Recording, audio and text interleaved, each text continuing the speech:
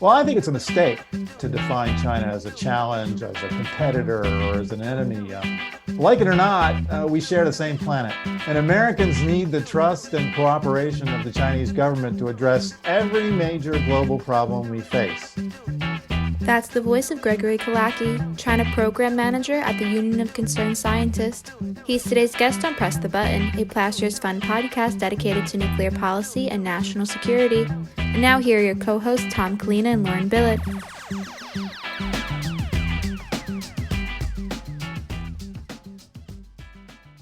Thanks, Angela, and welcome back to Press the Button. Hello, Tom. How you doing? Hey, Lauren. It's great to see you again, as usual. How are you? I'm good. Tell me, how was your weekend? Oh, it was very nice, very quiet, very relaxing. Tacoma Park is a nice neighborhood here. We had the annual street fair where they closed the big street near my house, and they have little artisan shops and tasty food trucks and live music. Lots of fun. How was yours?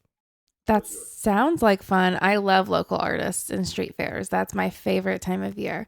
Mine was good, but what I'm really excited for is the fact that tomorrow is mine and my coworker Jacqueline, who edits the audio of all of these podcasts. It's our 1-year work anniversary. I don't know if that's the correct word, but I'm making it up. So happy anniversary to you and me, Jacqueline. And thanks, Tom, for putting up with us for this year. Well, to you and Jacqueline, congratulations on your 1 year. I can't believe it's been a year. It's gone so fast, which I think is a really good sign. And we couldn't have done it without you. So thank you so much. Well, thank you. Yeah, what a year this has been. But Tom, what's going on the nuclear front?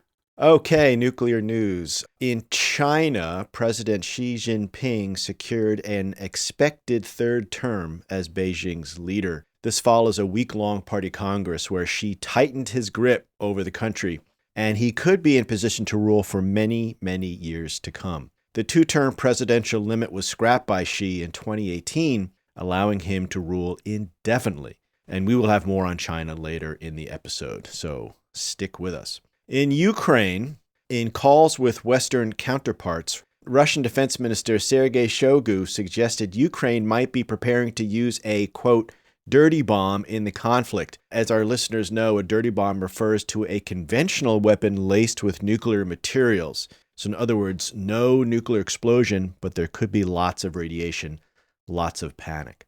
In response to this accusation, Ukrainian President Zelensky said on Sunday that only Russia was capable of using nuclear weapons in Europe. And top diplomats in France, Britain, and the United States, Ukraine's nuclear allies, issued a rare joint statement that rejected Russia's allegation, calling it a pretext Moscow has concocted for escalating the war.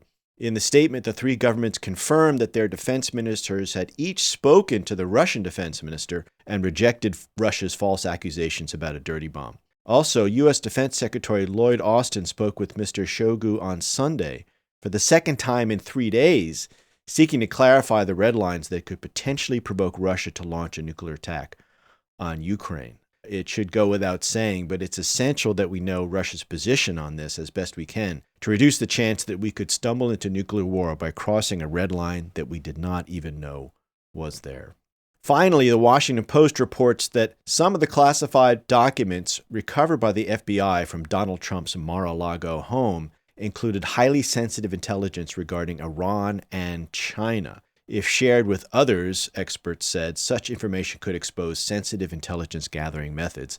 Some of the documents reportedly describe Iran's missile program and highly sensitive intelligence work aimed at China. Former President Trump has denied wrongdoing in having the documents at Mar-a-Lago, claiming that he declassified any documents in his possession, and that a president can declassify information, quote, even by thinking about it, unquote.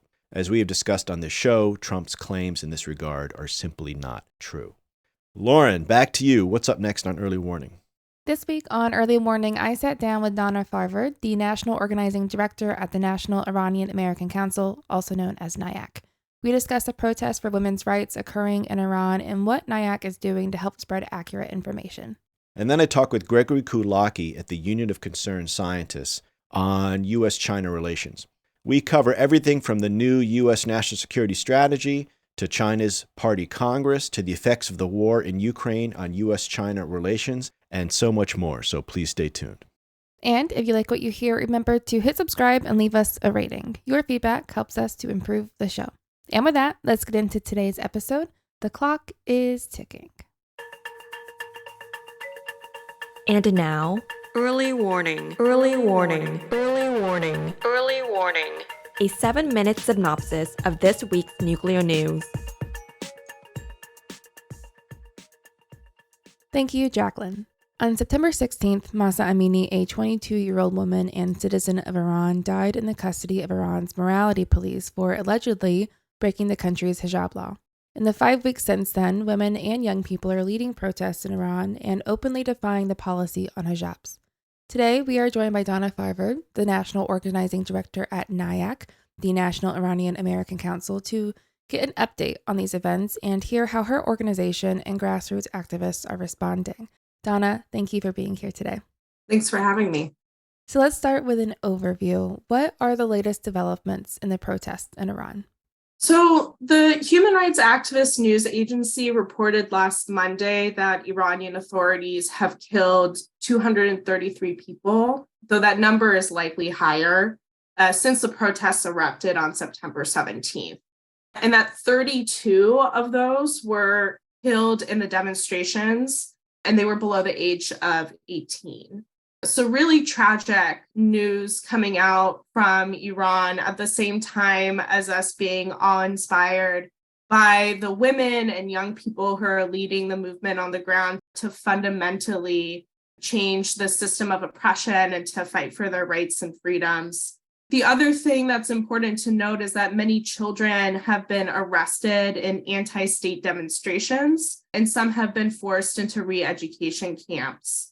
Some of the most tragic stories that we've been hearing on the ground are of those children who are protesting, who are putting their lives on the line. And Amnesty International reported that about 16% of those who were killed by security forces in the past coming weeks were children. I think it's really important for folks to know about some of the stories that are happening on the ground. So I want to share one that happened on October 13th at a high school in Ardabil, where security forces raided the high school and were attempting to coerce a group of female students into singing an anthem in praise of the supreme leader.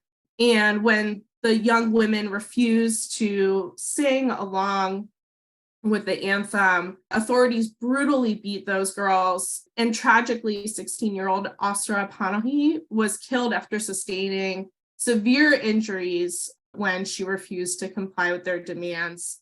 In the wake of her death, the teachers union and unions, it's really important to know that unions have been doing a lot of work to uplift the protests, support the protests, speak out against the atrocities of the Iranian authorities. But the teachers union issued a condemnation of it, and not just of the death of Asra, but of the raiding of schools in general by authorities, and demanded a resignation of the education minister, Yusuf Nouri.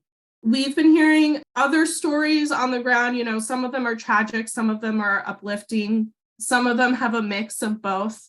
Just the other week, competitive climber Elham Rehabi, in an act of defiance, competed in South Korea without a hijab.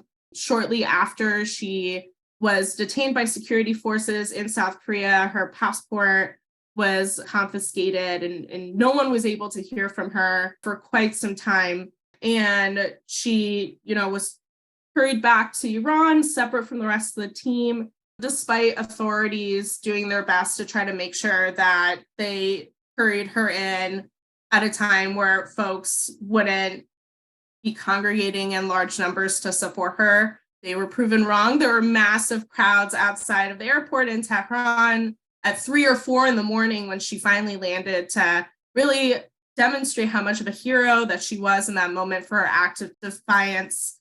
And tragically, she was forced into a false confession saying that, her hijab fell, she didn't realize it, and now she's in house arrest. So, when we have these stories of great bravery, at the same time, we're seeing the examples of how Iranian authorities are forcing people into false confessions.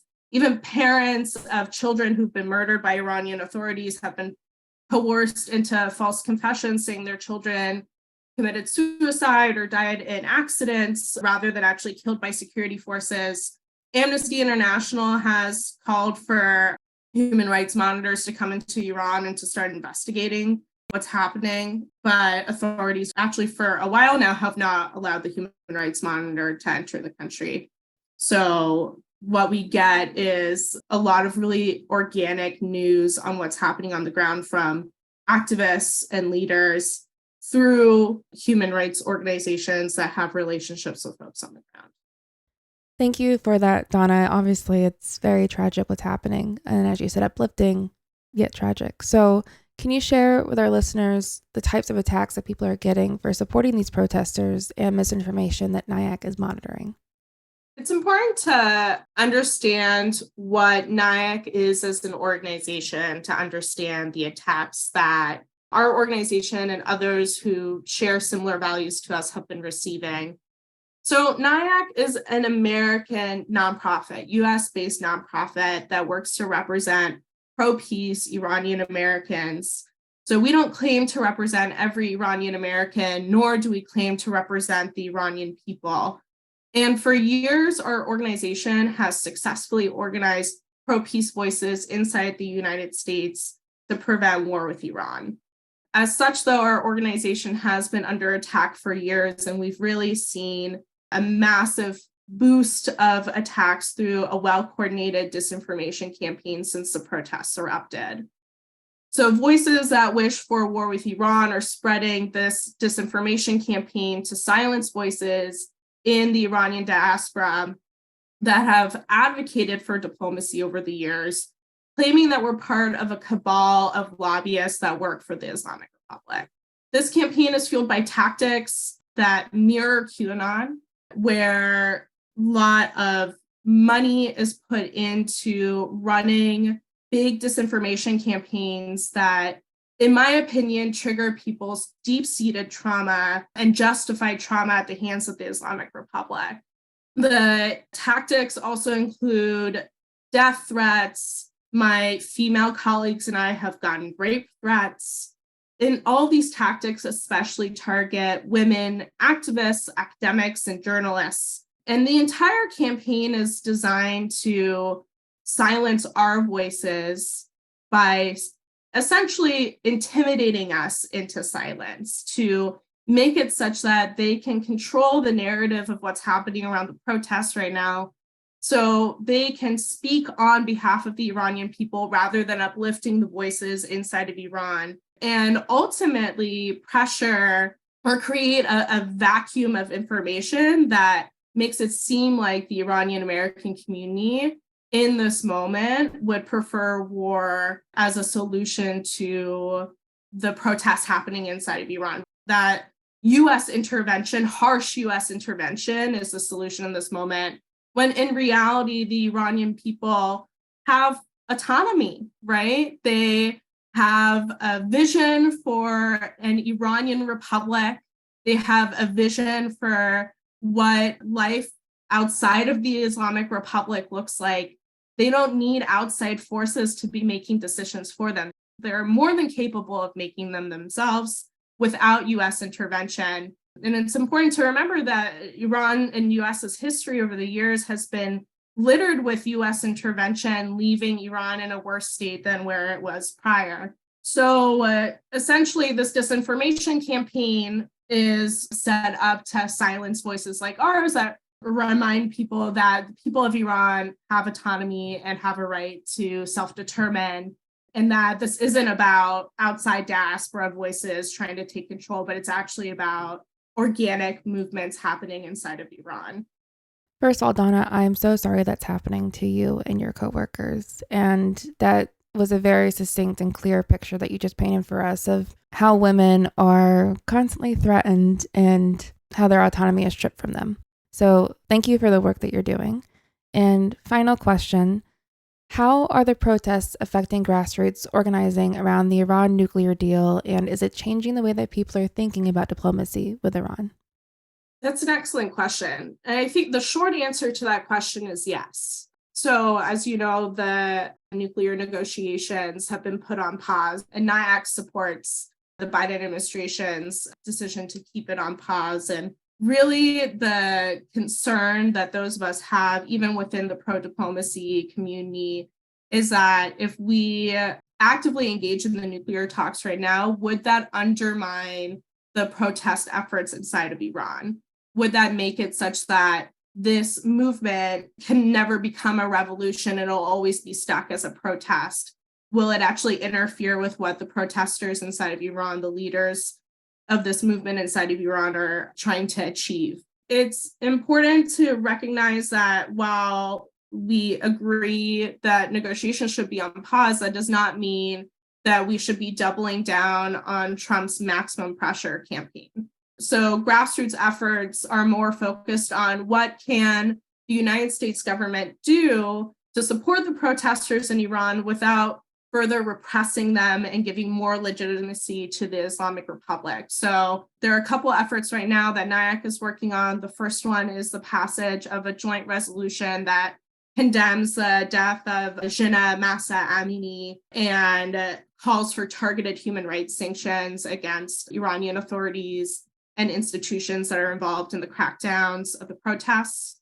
Another is supporting the efforts that Amnesty International and other credible human rights organizations have been calling. They've been calling for a special session of the UN to establish an independent mechanism to address the Iranian government's crimes against protesters under international law and other human rights violations. We're working on getting folks to contact their members of Congress, to contact the Biden administration to support this international effort. And lastly, as we know, the Iranian government has been using internet blackouts to try to regulate information and to regulate the protests. And there's a lot that the United States can still do to support internet freedom inside of Iran. The Biden administration, very early on in the protests, updated General License D2. So this is a general license to make sure sanctions aren't impacting online communication tools. There's still a lot of work to do with tech companies and with the Biden administration to make sure that we can lift as many barriers as possible to promote internet freedom inside of Iran. So while the grassroots activism around the JCPOA is on pause right now, the shift has now been into these three actions that we can use to support the protesters inside of Iran without deep US intervention. Unfortunately, our time is up, but thank you so much for your hard work and for your time today. Thank you so much for having me. Hi, I'm Jacqueline Shing, the Communications and Marketing Specialist at Plowshares Fund. Russia's invasion of Ukraine has exposed just how close nuclear escalation and nuclear war can be. To meet the urgency of this moment, Plowshares Fund has launched a donation match challenge to make the largest grants possible to those who are working every day to reduce and eliminate nuclear weapons. Right now, all first-time gifts will be matched dollar for dollar, and all new monthly gifts will be matched at their 12-month value. Or increase your giving and the full amount above your last gift will be matched. Go to plowshares.org/donate today. And thanks for listening.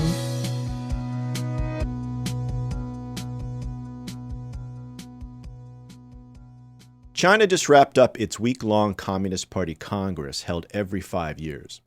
Beijing's leader, Xi Jinping, won his third 5-year term, as expected, securing him as the country's most powerful ruler since founding leader Mao Zedong. Meanwhile, the White House released its long-awaited national security strategy in October, after being delayed for months by Russia's attack on Ukraine. The Biden strategy states that China is the United States' most important international challenge. So that makes this an important moment for China's foreign policy, and key issues hang in the balance, such as the future of U.S.-China relations, the status of Taiwan, China's partnership with Russia, and China's expanding nuclear arsenal. To help us understand how U.S.-China relations are changing, today we are joined by Gregory Kulacki, China Program Manager at the Union of Concerned Scientists. Gregory, great to have you at this late hour from Tokyo. Thanks so much for being here. It's my pleasure. Nice to be asked. Let's talk about the Party Congress, which just wrapped up. As we know, Xi Jinping won his third term as leader, deepening his hold on power. Was there anything that you found particularly surprising or interesting or revealing out of this week-long event?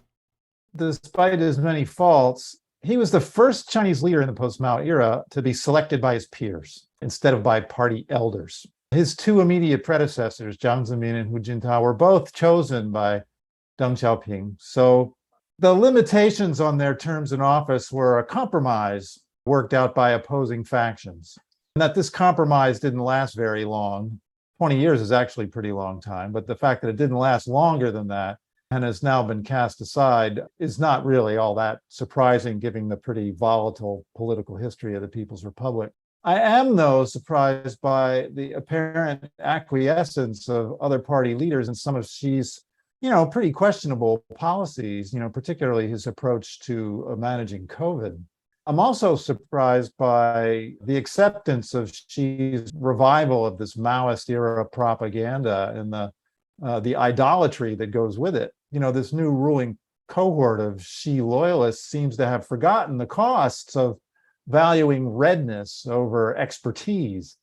And the long-term consequences of that choice, combined with Xi's apparent intolerance for any form of disagreement or criticism, is likely to lead to major policy mistakes that China really can't afford to make.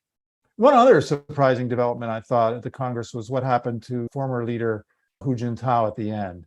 If it was choreographed, as some people have speculated, that's petty, cruel, and disconcerting indication that she is small-minded and mean-spirited.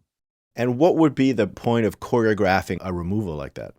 I don't know, to show that he had more power, or to show that Hu was discredited, or there's all kinds of speculation about it. But if he really set that up the way some people have said that he did, that's just mean, it's unnecessary, really small-minded if it's true.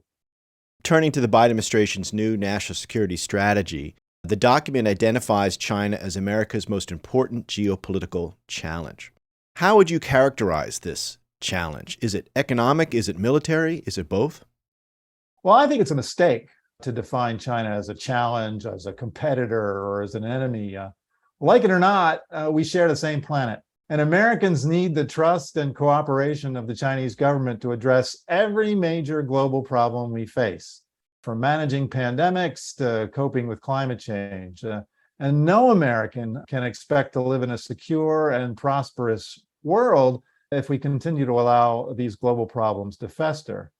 Another thing to remember is that Chinese leaders need to meet the basic needs and the rising expectations of 1.4 billion people. And how they meet them matters. US officials need to be able to have constructive conversations with their Chinese counterparts about the global impact of their choices. And that can't happen if the primary goal of US-China policy is to isolate and cripple China's economy. So in your view, this notion of China as a competitor basically butts up directly against the need to engage China in cooperative solutions to global challenges. So how would you go about changing that situation? Well, I think you just got to get rid of this idea that we're in some sort of historically determined long-term competition with China. We have to find a way to cooperate. The Biden national security strategy mentions this over and over again, but it doesn't mention how it's going to do it. There's no strategy. There's a lot of strategy for competition. There's no strategy for cooperation. Considering the heightened threat from Russia and the ongoing war in Ukraine, why do you think, and I imagine you would say it was a mistake that they did this, but why do you think the White House would place China as its primary long-term concern? How do you think the White House determined which country should get its primary attention? I mean, during the Cold War, they mistakenly viewed the Chinese Communist Party as the creation and appendage of Moscow. And in the post-Cold War era, they belittled the Chinese leadership's continued commitment to communism. They didn't think it was real. And they expected the Chinese government would eventually change, or would have to change for China's economy to continue to grow. That wasn't true. I mean, and so today, I think US elites have seemed to finally recognize the Chinese leadership's commitment to communism is actually real. It's always been, but it's now that the US elites have finally figured that out. And at least so far, that commitment has produced, relatively successful economic policies. And I think US elites are kind of shocked by that, and they're struggling to cope. And I think that's probably behind the sort of panic that you see right now in Washington about China. Now, China and Russia have been moving closer together as allies, but one might imagine that China may be feeling buyer's remorse as it watches Russia stumble in Ukraine. In your view, what impact has the war in Ukraine had on Russia-China relations? Well, for one thing, I think US elites have consistently overestimated the strength of ties between Moscow and Beijing. Putin's decision to start such a costly and destabilizing war most likely didn't sit well with the leadership in Beijing, just as Stalin's decision to greenlight Kim Il-sung's invasion of Korea in 1950 did not sit well with Chinese leaders at the time. The current Chinese leadership places a premium on stability because they see China's economy as very sensitive to major shocks in the international system. It's one of the reasons they're so upset with the United States. On the other hand, China, like India, has not condemned Russia, and it's also offering a lot of rhetorical and limited economic support, mainly sort of increasing imports of Russian energy and increasing the use of Chinese currency in bilateral trade. And at what point do you think Beijing might reconsider its options here? I mean, at what point in the Ukraine crisis might China really try to distance itself from Russia? I don't see that happening unless Putin's overthrown. I think there's a personal bond between the two leaders. They sort of share a desire to have a less US-centric world system. So unless there's a change in leadership in Russia, I doubt if the policy will change, Chinese policy will change. Do you see an aspect to this where the war in Ukraine might actually in some ways be useful to China because it's distracting Washington away from its pivot to Asia, which has long been promised? Well, I don't know, but I don't think they view it that way. I think they're very worried about the war and the potential consequences of the disorder that this is bringing, and especially the terrible shocks it's bringing to energy and other aspects of the world economy. None of those things are good for China. So I don't see they think this is some kind of opportunity for them. I think that's a really silly way of looking at their perspective of the war. So turning to Taiwan, many are wondering what lessons China may be drawing from Ukraine that it might apply to Taiwan. And now that Russia appears stuck in its own quagmire, what do you think China is learning from the Ukraine conflict? I don't know. I think the biggest mistake the United States made in the old Cold War was to view events in Asia through the lens of what was happening in Europe.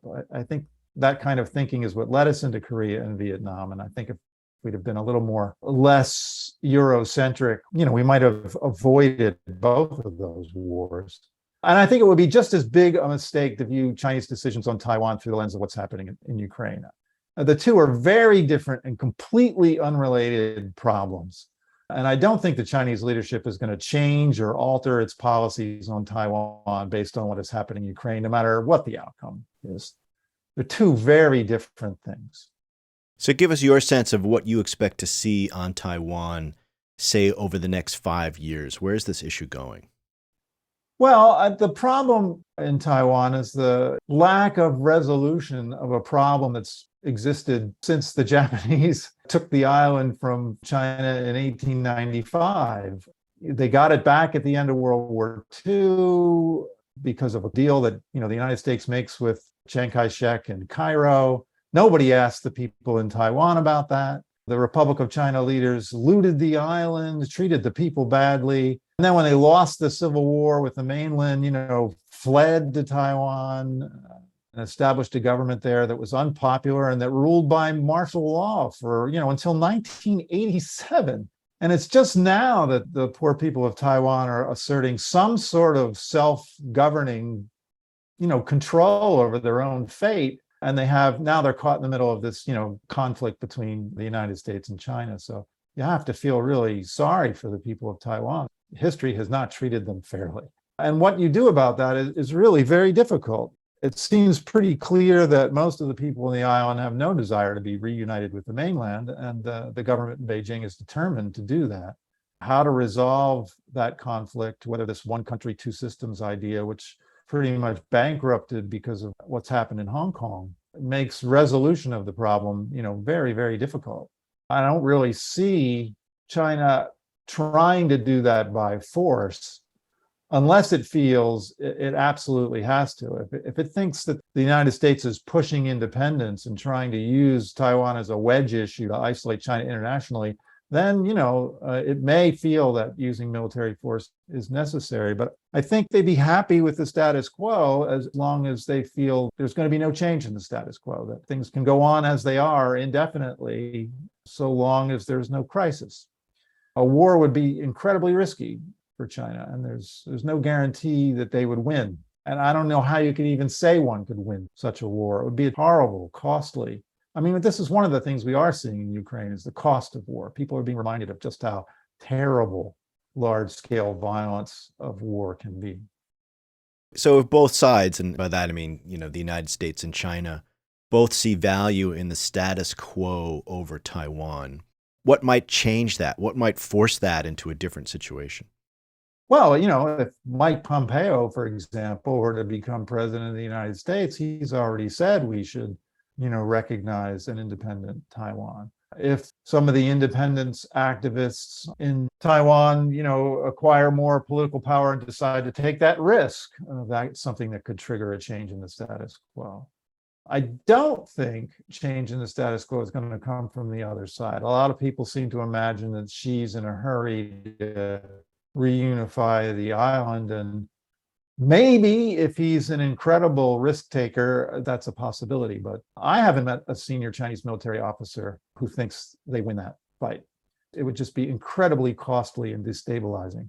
It's a huge risk. And I just don't think, given all the pressures facing the Chinese Communist Party leadership, that they're going to take that risk unless they feel they're backed into a corner. So there's a lot of talk in Washington about people reassessing China's plans for Taiwan, and that China might be becoming more aggressive and trying to accelerate its timetable for somehow taking Taiwan over, but you don't see that. Well, I don't know if they have a timetable. I don't see anything that indicates that there's a timetable. I've heard about this timetable since the mid-1990s. So I do think they would like to see the country unified, and they would like to see some sort of resolution of this problem, but I don't see them as being capable of taking the risk of using military force to do it. Even without U.S. assistance, it would not be an easy thing to do. Shifting topics for a minute to China's nuclear arsenal, what do you make of the national security strategy that finds that the U.S. must now deal with two major nuclear powers at the same time? Is this new? What is the story here? It's such an odd statement. We've always had to account for China's nuclear arsenal. It's always been part of our calculations. So for the new national security strategy to say that it's something new is, to me, disingenuous. And really, it's just a pretty flimsy justification for supporting unnecessary new spending on U.S. nuclear weapons. China's major concern is the vulnerability of its comparatively small nuclear force. And I think the new silos, are a response to that concern about vulnerability. Their, current truck-based arsenal, which could be taken out conceivably by conventional preemption. Those concerns existed long before Russia invaded Ukraine. They're not related to the war in Ukraine. I think they are related to the fact that the United States still refuses to recognize mutual vulnerability with China, and that the United States will not give China a guarantee or some assurance that the United States will not use nuclear weapons first if we get into a military conflict with China. So I think they've decided to settle the question once and for all by trying to make their ability to retaliate if struck first beyond question. And certainly it will be once those silos are completed and filled with missiles. Now, China, for reasons you just described, has been resistant to any kind of nuclear arms control talks with Washington. Do you see any prospects for U.S.-China talks on nuclear weapons? In other words, are there any areas of common interest? Well, I think China's stance on negotiations is not likely to change, but I think the prospects for international arms control talks that include China would improve dramatically if the United States were to ratify the Comprehensive Nuclear Test Ban Treaty, if it were to resume good faith negotiations in the UN Conference on Disarmament on a fissile material cutoff treaty, and if it were willing to to begin talks in the UNCD on space. Until the United States is willing to take one or more of these steps, I think the Chinese leadership is just going to still remain skeptical of U.S. efforts to draw them into bilateral or trilateral talks, which they seem to see as just another venue for the United States to compete with, criticize, and condemn them. They need to see that the United States is serious about international nuclear arms control. And in order to do that, we got to ratify the Comprehensive Nuclear Test Ban Treaty at a minimum. And our failure to ratify it was a huge blow to their confidence in international nuclear arms control. Well, as someone who spent a lot of time working on the Test Ban Treaty, I couldn't agree with you more. Gregory, thank you so much again for your time at this late hour from Tokyo, and we wish you all the best in your work. It was my pleasure. Thanks for inviting me.